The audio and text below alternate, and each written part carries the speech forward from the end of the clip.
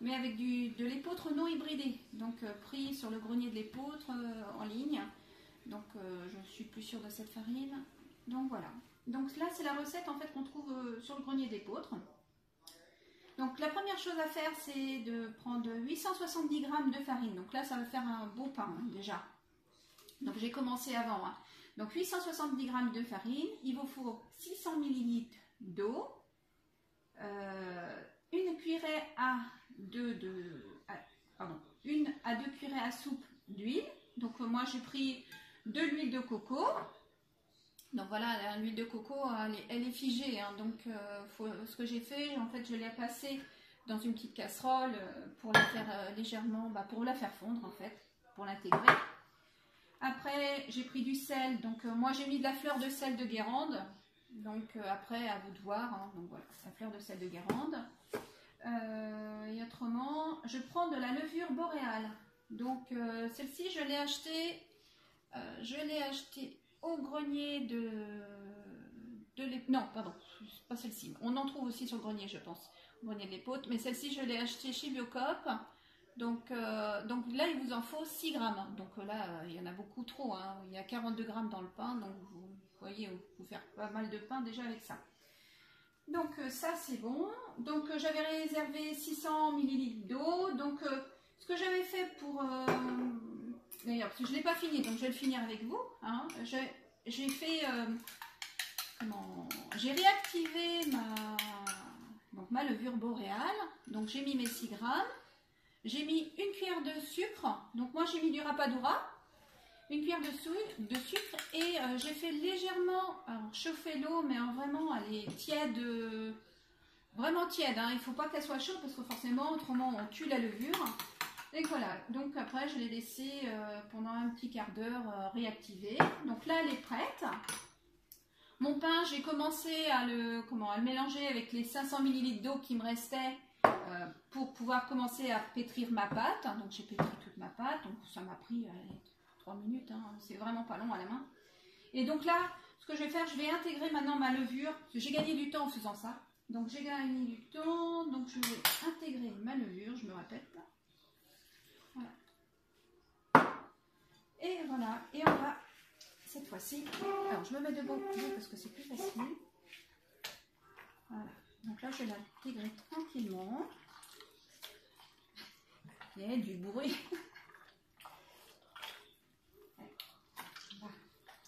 Alors, on pourrait tout mettre en même temps, tout mélanger en même temps, mais moi j'ai toujours peur que le sel, si je le mets en même temps que ma levure, qu'il y a un souci. Donc après, je ne sais pas.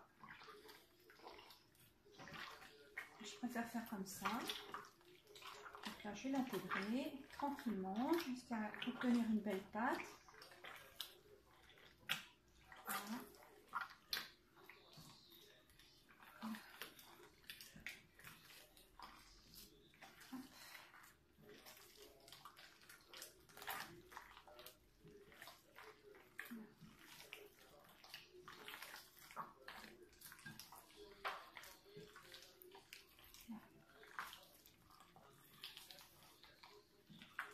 Que ce soit homogène.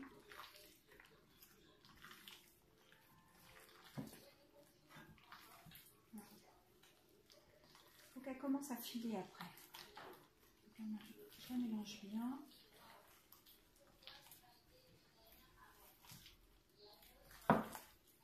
Commence à filer là déjà. Alors c'est à vous de voir hein, si vous le faites tout en même temps ou si vous faites comme moi en 2 fois. C'est une question de pas d'habitude peut-être. Voilà, on commence vraiment élastique là. On commence à être bien élastique. Je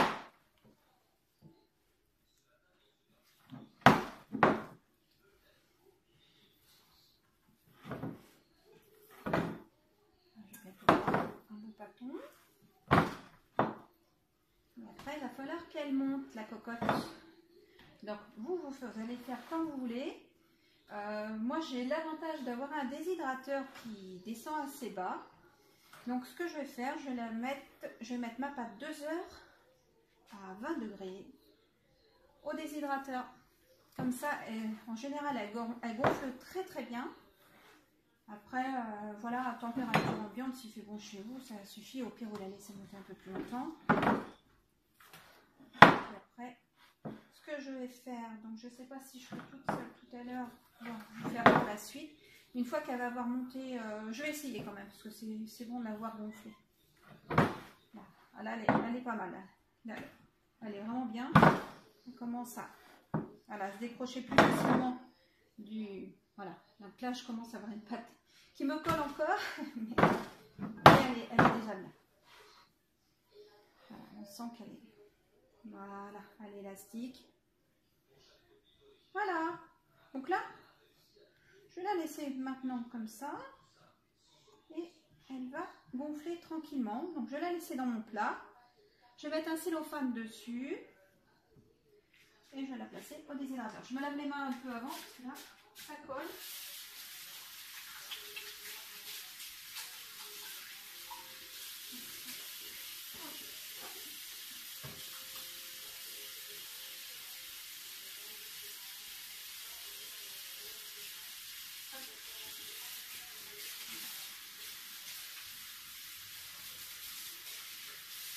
Voilà, c'est bon. Donc voilà. Alors je vais remonter un petit peu la caméra.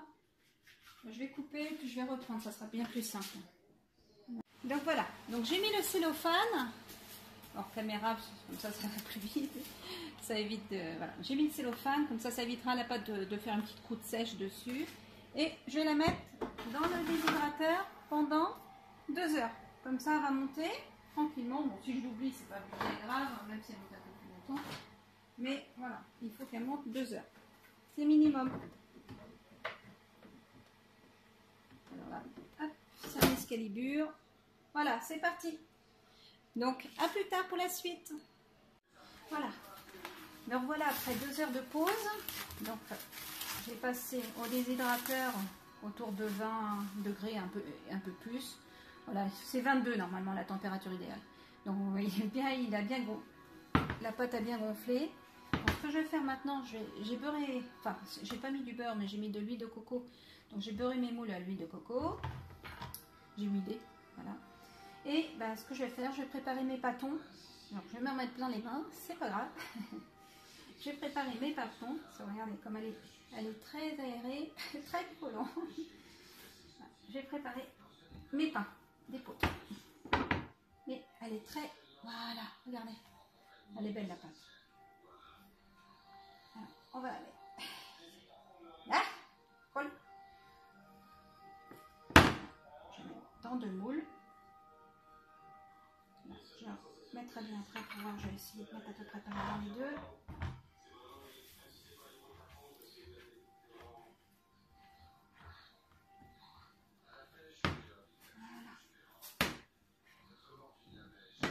Hop. Bon, c'est pas très agréable, ça colle. Il faut ce qu'il faut. Voilà. Donc là.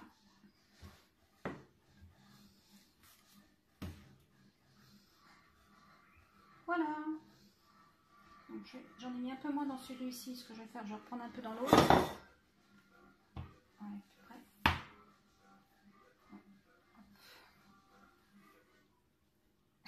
Ça colle. Alors, je vais mettre à peu près là.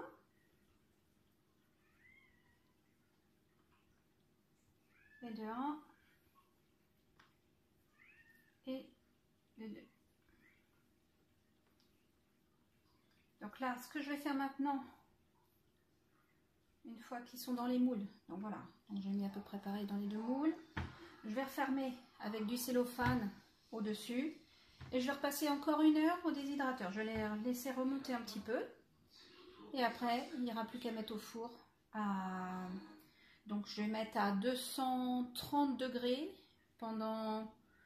Alors, je crois que c'est 30 minutes, je vous redirai ça tout à l'heure, je vais vous reconfirmer. C'est 30 minutes à 230 et après à 220. À 220. Je vous reconfirme, je me lave les mains, je vérifie.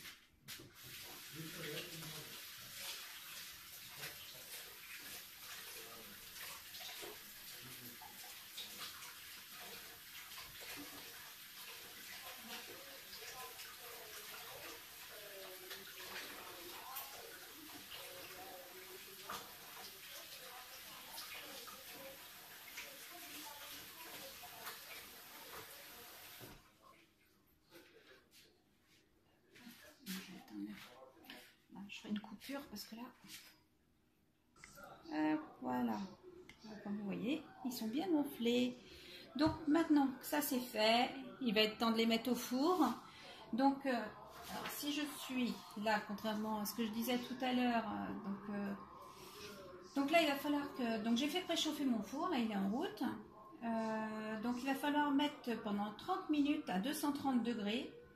Et je reviendrai mettre à 15 minutes si nécessaire, mais je pense que moi j'aurais pas besoin de ce que j'ai mis dans 2. Ça c'est bien quand on laisse le pain entier. Donc je pense que les 230 minutes pour moi ça va suffire, c'est ce qui s'était passé la dernière fois. Donc la seule chose c'est que mon four a tendance à chauffer pas mal, donc la croûte est souvent assez colorée on va dire. Par contre il reste croustillant et très moelleux à l'intérieur, donc voilà, je refais la même chose. Donc à plus tard. Et bien voilà, mon pain est prêt, le four vient de sonner, je vais le sortir. Et voilà, regardez comment il est beau. Il n'a même pas voilé sur le dessus. Oui, il est cuit, hein. C'est pas la peine que je le mette un quart d'heure de plus. Donc là, le mien, il a cuit 30 minutes à 35 degrés. Je vais sortir les deux. Sans voiler, j'ai oublié de prendre mon manip. Je prends ça. Voilà. Alors, franchement, les deux pains sont très bien. Je vais les démouler pour pas que l'humidité reste dans les moules. Je vais les mettre sur une assiette, je pense. Alors, est-ce que j'ai une assiette? Voilà. Voilà, on y arriver. Bon, je vais débrûler sans me brûler. Sans me brûler, ça serait mieux. Bon, bah, ils se déboulent très très bien. Voilà, je vais faire pareil pour l'autre. Ils sont magnifiques. Je vais baisser un peu. Voilà, pour que vous voyez. Je me brûle. Il brûle tellement bien que ça passe. Je le retourne. Et voilà. Voilà 2 pains. Un qui sera mangé voilà, aussitôt. Puis l'autre que je vais couper en 3, que je mettrai au congélateur. Et quand je n'aurai plus, je sortirai un morceau. Ça m'évite d'en refaire à chaque fois. Voilà. Merci beaucoup. Allez, bonne soirée. Je dirais même bonne nuit. Allez, au revoir.